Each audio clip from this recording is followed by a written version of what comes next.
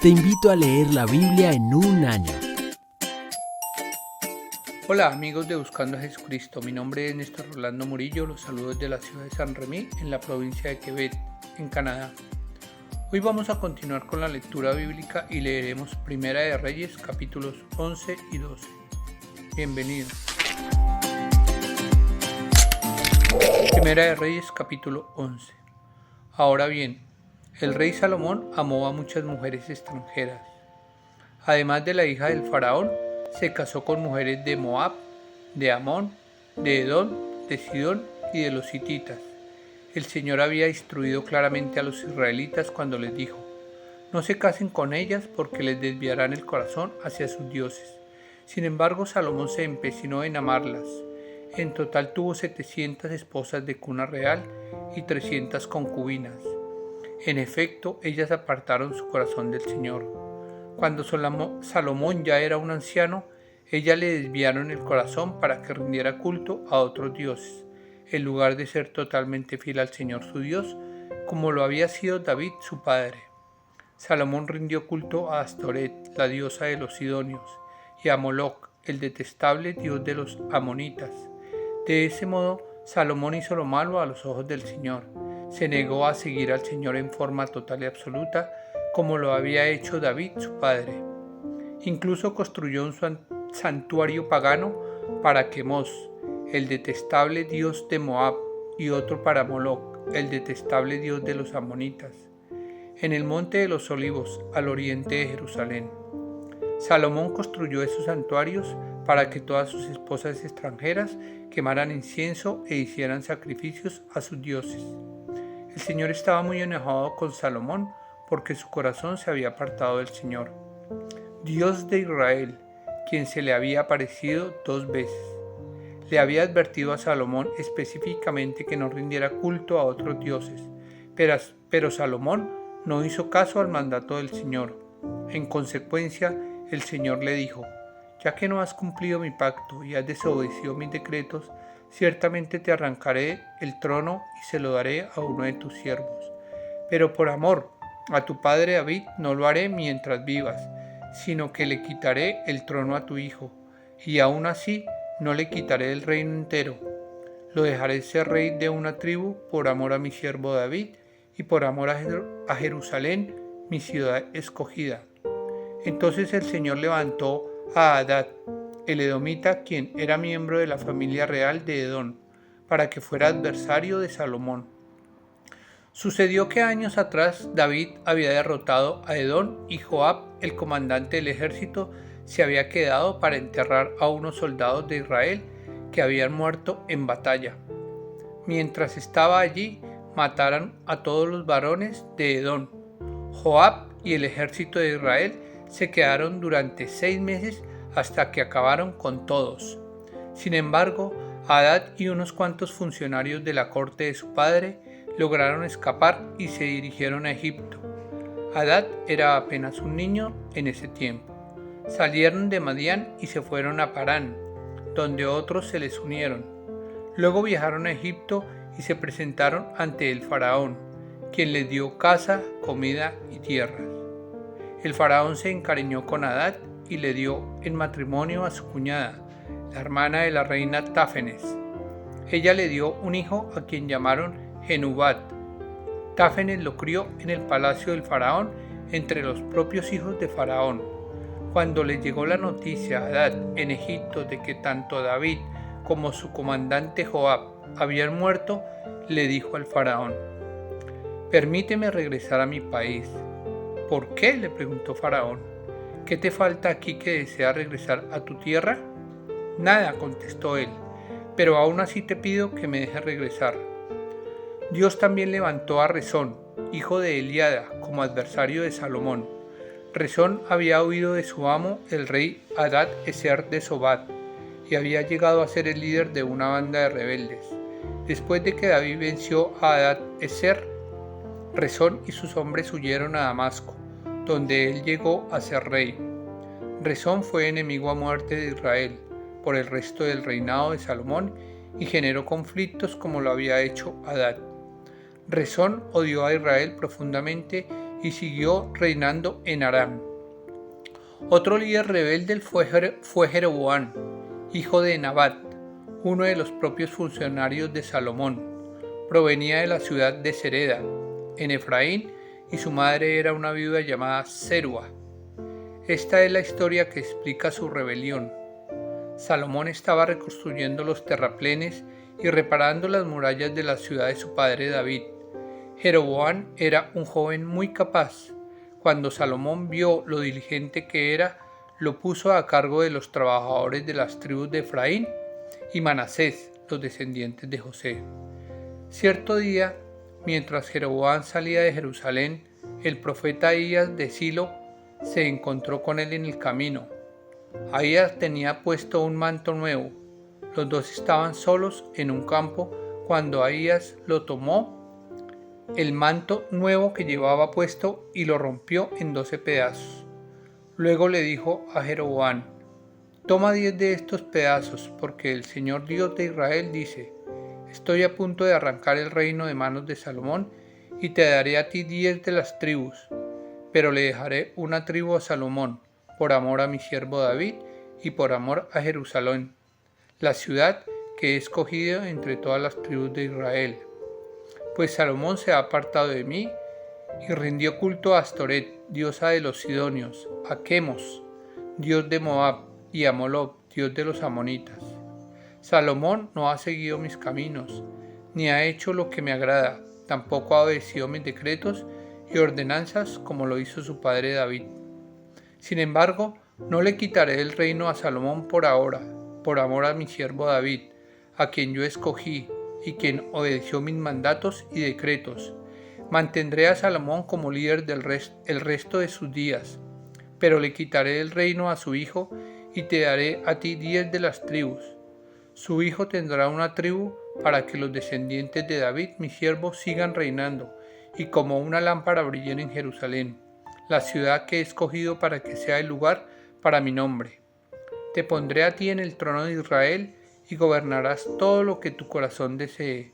Si prestas atención a lo que te digo y sigues mis caminos y haces todo lo que yo considero correcto, y si obedeces mis decretos y mandatos, como lo hizo mi siervo David, entonces siempre estaré contigo. Estableceré una dinastía duradera para ti como lo hice con David, y te entregaré Israel. Por causa del pecado de Salomón, castigaré a los descendientes de David, aunque no para siempre. Salomón intentó matar a Jeroboam, pero él huyó a Egipto, donde reinaba Sisac, y se quedó allí hasta la muerte de Salomón. Los demás acontecimientos del reinado de Salomón, con todos sus logros y sabiduría, están registrados en el libro de los Hechos de Salomón. Salomón gobernó en Jerusalén a todo Israel durante 40 años. Cuando murió, lo enterraron en la ciudad de David, la cual llevaba ese nombre por su padre. Luego su hijo Roboam lo sucedió en el trono. Primera de Reyes, capítulo 12. Roboam fue a Siquem, donde todo Israel se había reunido para proclamarlo rey. Cuando Jeroboam, hijo de Nabat, se enteró de esto, regresó de Egipto, donde había huido para escapar del rey Salomón.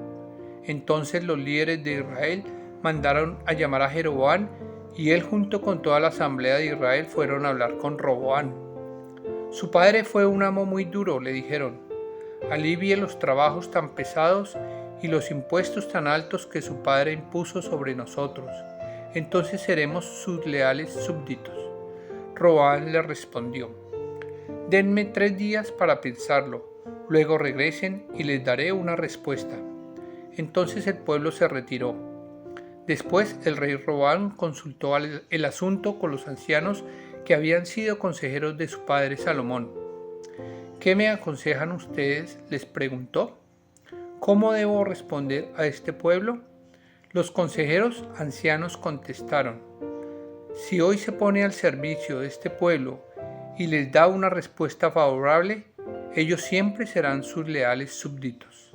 Sin embargo, Roboam rechazó el consejo de los ancianos y pidió en cambio la opinión de los jóvenes que se habían criado con él y que ahora eran sus consejeros. ¿Qué me aconsejan ustedes?, les preguntó. ¿Cómo debo responder a esta gente que me pide que alivie las cargas que impuso mi padre? Los jóvenes contestaron: así debería responder a esos que se quejan de todo y que quieren una carga más liviana. Mi dedo meñique es más grueso que la cintura de mi padre. Es cierto que mi padre les impuso cargas pesadas, pero yo las haré aún más pesadas. Mi padre los golpeaba con látigos, pero yo los azotaré con escorpiones. 3 días después, Jeroboam y toda la gente regresaron para conocer la decisión de Roboam, tal como el rey había ordenado. Entonces Roboam habló con dureza al pueblo porque rechazó el consejo de los ancianos y siguió el consejo de los más jóvenes. Así que le dijo al pueblo: mi padre les impuso cargas pesadas, pero yo las haré aún más pesadas. Mi padre los golpeaba con látigos, pero yo los azotaré con escorpiones. Por lo tanto, el rey no prestó atención al pueblo. Este giro en la historia ocurrió por voluntad del Señor, porque cumplía el mensaje que el Señor le había dado a Jeroboam, hijo de Nabat, por medio del profeta Ahías de Silo.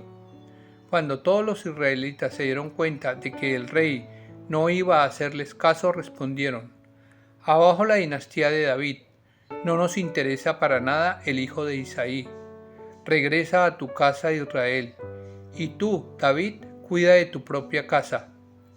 Entonces el pueblo de Israel regresó a casa, pero Roboam siguió gobernando a los israelitas que vivían en las ciudades de Judá.